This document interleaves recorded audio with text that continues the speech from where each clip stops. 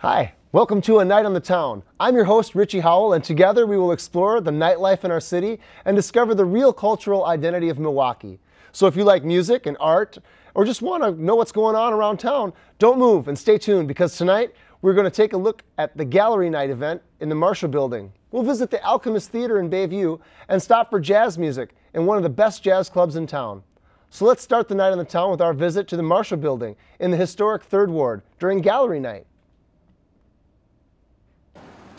The Marshall Building is one of the most visited places during Gallery Night. Gallery Night happens 4 times a year, and in the Marshall Building we have 8 events a year, because in the building alone there are between 23 and 25 different art venues. We have artists, studios, along with galleries. Gallery Night is crucial to the city. It's very important to the city. It's good for community. It's good for networking. It's good for relationship building. It's good for economics. It's good for social interacting. It's good for branding. It's good for marketing. It's good for advertising. It's good for everything. People who participate in Gallery Night, they're actually cheering on artists. They're cheering for creatives. You know, it adds to that participation. We stay in our space and we work and it's quiet, but here's an opportunity to be on stage and to perform. Gallery Night offers an opportunity to be exposed to the art scene in Milwaukee and to enjoy from a diverse variety of artworks. So remember to look out for the next Gallery Night on April 19th. And don't forget to stop by the Marshall Building.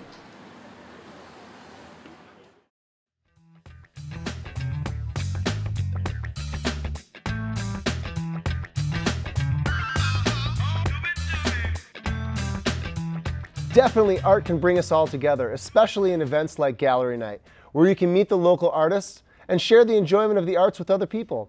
These are the events in the city that you don't want to miss. And to talk more about art happening in our city, with us tonight is Kristen Settle from the Milwaukee Art Museum. Welcome, Kristen. Thank you. How are you doing today? I'm doing well. How about you? I'm doing well too. Thank you for asking. So have you been to Gallery Nights? I have. They're very exciting in the city. It's a great opportunity to go and see what all of the galleries in town are offering and what the local artists are doing, and it just has a great vibe, a great feel to it. Yeah, that's cool. Have you, do you guys at the Milwaukee Art Museum incorporate anything into Gallery Night? Well, we do. For 3 of the Gallery Nights, we also offer our MAM After Dark program, which is an event for people from 5 until midnight. So we always encourage people to go out to Gallery Night, have a good time, explore the city, and then come to MAM After Dark at the Milwaukee Art Museum and have fun. We have live music, we have cocktails, we have food, we have art, we have a great time. So it's a good way for us to integrate into Gallery Night as well. Right on. I've been to the Milwaukee Art Museum at night, and it's great. Yeah. What a great event. Thank you for hosting that. Why do you think the art scene is in Milwaukee? I think it's great. I think it's alive. I think that we have so many talented local artists here that are doing a really good job. You know, we were just named one of the great places for art in the world. Milwaukee was. So I think that's a real testament to the art vibe in this city and how many talented professionals we have working here. Right on. And is there any work from local artists currently at the in the Milwaukee Art Museum? Yeah, we have a lot of work by local artists. Reggie Baylor, for example, is on view in our permanent collection. You know, the Milwaukee Art Museum is an international museum, and we have everything from Warhol and Picasso to Reggie Baylor and Joanna Paleman and all kinds of local artists. So you get to see a little bit of everything. We have a great Wisconsin artist collection. Warrington Colescott is in our collection. We have books on sale by Lois Ehlert, who's a local illustrator. So, so yeah, the Milwaukee Art Museum offers a lot, from international artists to local artists as well. Well, cool. And could you tell us about some other local events that are coming up soon in maybe a couple weeks, maybe a month away? Yeah, well, the next exhibition that's opening at the museum is called Color Rush, 75 Years of Color Photography in America. And it's a look pretty much at the 20th century through photographs, and it's very exciting. I mean, we're all on Instagram now and Pinterest and looking at all these color pictures, but to see what the 20th century was like in color photography is just amazing in the development of the medium. So that opens February 22nd, and it runs through May 19th. We also have a couple MAM After Dark events coming up. We have one this Friday, February 15th.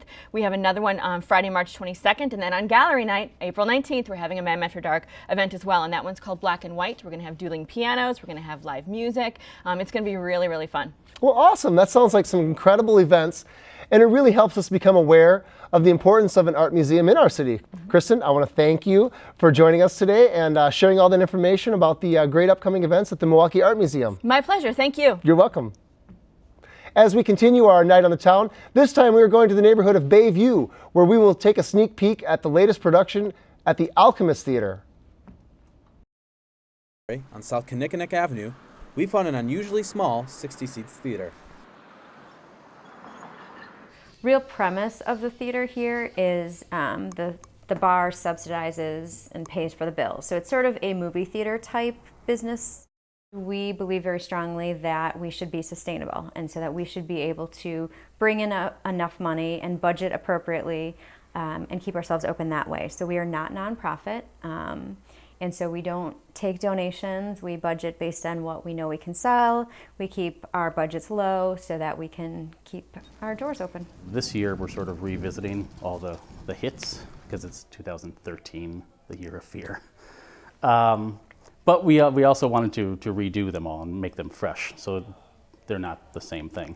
So this time I wrote a new version, and the first time around was kind of a whodidit sort of thing, kind of a mystery. There's a couple different suspects that it could have been, and then at the end there was a twist ending. It was a great show. This year it's less of a whodunit and more just exploring how these 5 prostitutes who get killed by Jack the Ripper are feeling and what they're going through and what their lives are like during this time period in London, in Whitechapel. And of course they get picked off one by one. But ultimately it's more about their lives than it is about their deaths or who did it. Bugger my man who has supper waiting for me. Oh, now that's a dream. Oh, I love the supper part. But an even better dream would be to go home and not have to bugger the old man. I enjoyed that it was the story focused on the lives of the women. I really liked it. It's tough because you don't know what to expect when you're coming into a show. But this one was very character driven, and I liked that, and that was good. If you in Milwaukee, the Milwaukee theater goer, don't come to see these shows, they won't be here. Well, I think you should definitely check out smaller theaters if you can't. Big theaters like the Rep or Skyline are great to see because they have some phenomenal performers, and you really, really get to see some great stuff there. But I think people forget about smaller theaters as well because they are not necessarily on the radar. And they'll really do some wonderful things if you give them a chance. You just have to give it the chance and get out there and see it. Why are you here? I'm on holiday. No. I mean here, in Whitechapel, this pub. Taking care of a bit of business. Yes, of course. Whitechapel business. And you can come and just be entertained. You're not, I mean, there'll be stuff to think about, and there'll be little morality lessons, but for the most part, we try to keep the ticket price low, and you're gonna get a show that you're gonna talk about for a while, and you can just kick back and relax after a hard day work and have a really good time.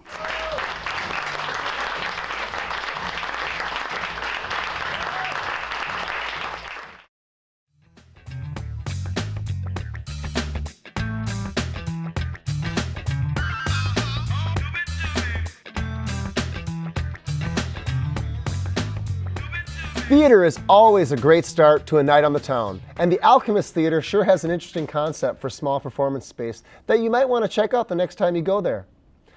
Our next guest is a talented theater connoisseur, an actor, director, and writer of many trades, including the book Milwaukee's Live Theater. Jonathan West, welcome to our show. Thank you. How are you doing today? Great. Good. It's good to have you here. Good to be here. You are a resident of Bayview. I am. And have you ever been to the Alchemist Theater? I am, and I love that I can walk to the Alchemist Theater from my home. That's even better. Then you can walk back too. I can. Yeah. And you, what are some of the things you've done in the theater community here in Milwaukee? Well, for several years I ran a theater company by the name of Bialystock Second Bloom for 12 years, and we made a decision to end that company back in 2006. I've worked as an actor and director at almost every theater in town that is still around, or theaters that are no longer around. And most recently, I ran the Sunset Playhouse out in Elm Grove for 4 years as their managing director. Oh, that's really cool. Yeah. Are those theaters part of the Milwaukee General auditions that are held in January where you sit around? Yeah, they all are, and that started about, I want to say about 6 or 7 years ago. Yeah, a group of, all the theaters in Milwaukee got together. Yeah, that's really cool. I heard some stories about that. And you're also an accomplished writer, and you've written a book. How did you get that published, and where did that come from? Well, I had an idea to write a book about theater history actually after I had ended Bialy, and Bloom, the run of Bialy, and Bloom, and I was considering what the next step in my career in the theater would be, and I decided there was a lot of rich history about the theater here in Milwaukee, and so I decided that I would put together this proposal for publisher Arcadia Books, who does a lot of local history books. So sent in my proposal and they accepted it, and so I had a great time putting that all together. So. That's great. How do you think the stage theater has evolved in the past 20 years in this Milwaukee area? It's changed quite a bit in the past 20 years. 20 years ago, it was a lot smaller. There were just a couple of the bigger groups. The Rep obviously has been kind of the feeder for a lot of other groups here, but the Rep and Chamber Theater, Milwaukee Chamber Theater, Skylight Opera were all around at that time. But some of the lower tier groups, some of the smaller groups, hadn't been around at that point. The Alchemist wasn't around at that point. And so there's a lot more of those smaller groups that are adding to the vibrancy of the community at this point. Can you tell us of any the latest shows you've seen at all and what you think about them? Or? There's a lot of great stuff happening right now, and you know the problem with living here in Milwaukee is that there's you only have so much time to see so much stuff. Certainly. So, I'm a father too, so I tend to take my kids to a lot of stuff, and I was really fortunate over the holidays to go and see the great production at First Stage of Rudolph. That they did. It was a really inventive production, and there's a lot of kind of inventive things like that happening all the time. And I'm coordinating all my tickets for the coming month too, for all the exciting things that are coming up. So. Have you gone on any book signing tours or anything in the area? I haven't recently. My book was published a few years ago, so but did do the circuit at that point. Fun, so, yeah. fun. Well, that's an impressive assortment of experiences with many theaters that you've been able to share with us tonight. It's been a real pleasure to have you on our show, and thank you for being here. We continue exploring places in the city at night of our town. Now it's time for music. And music is what Caroline's Jazz Club in Walker's Point is all about. So let's get into the jazz beat of Caroline's.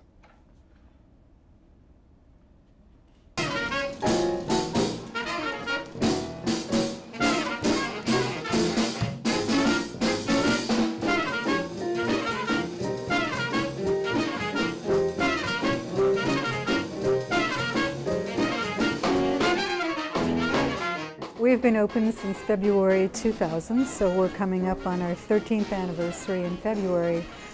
My motivation for opening was to provide a home for all the wonderful, wonderful base of jazz talent there is in Milwaukee. For me, without Caroline's, I don't know if I'd be playing jazz anymore, because it gave me a venue to, for the last 10, 11 years, to play jazz, to play with musicians I want to work with and record some CDs. There's very few jazz clubs in the United States anymore. And so Caroline's is important for the musicians and for the people that want to hear jazz in Milwaukee and Chicago. They come up to Caroline's. It's a wonderful place to sit and listen to music. We're not a dinner club. We don't have a pool table. There's no other agenda here. It's just for the music. And music has been in Paul Spencer's agenda for over 5 decades. I was 14 or 15 years old. It was early rock and roll. Paul Spencer played rock and roll for 25 years, sharing the stage with important artists such as Little Richard, Jerry Lee Lewis, and Buddy Rich. In the early 90s, he changed from rock and roll to jazz music. You have to move up in music. You have to play music that has more possibilities, less restrictive. Like rock and roll is you lay a backbeat down and you stay there. Whereas in jazz, you can just create with your mind as you listen to the music. He is also the creator and producer of the Jazz Explosion series, hosted by the Potawatomi Bingo Casino.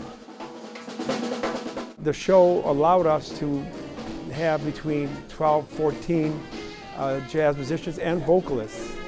So Ida Cola, Lem Banks, and Dennison to sing with us and put on some really great jazz shows. And now they're going to bring it back again. We're going to do another jazz show there. The Jazz Explosion 7 will be April 12th. And again, we'll be able to showcase Milwaukee jazz musicians. Whether you are a lover of jazz or blues, Caroline's provides a great musical experience that you don't want to miss.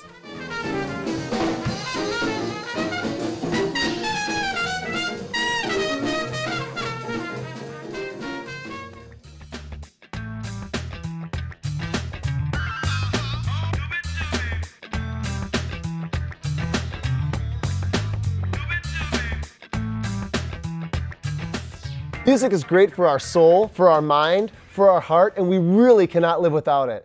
And tonight, to talk with us about jazz music is Mary Rogers, a very diverse jazz musician and music educator. Mary, welcome to our show. Thank you very much. How are you doing today? Good.